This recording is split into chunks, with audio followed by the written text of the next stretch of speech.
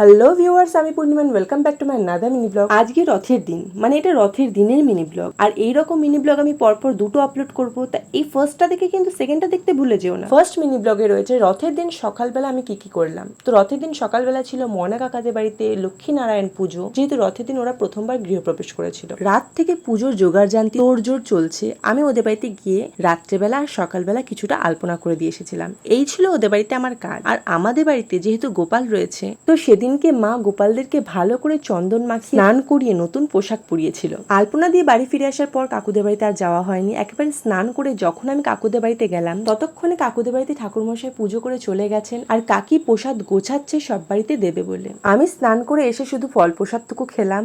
আর ভোগের প্রসাদের মধ্যে খিচুড়ি, পাঁচ তরকারি, মিষ্টি কিছুটা খেলাম আর কিছুটা নিয়ে বাড়িতে চলে আসলাম। সকালের এই মিনি ব্লগটা কিন্তু এই অবধি। তবে বিকেল থেকে সন্ধ্যে পর্যন্ত রথ দেখার যে মিনি ব্লগটা, সেটা কিন্তু দেখতে ভুলো না।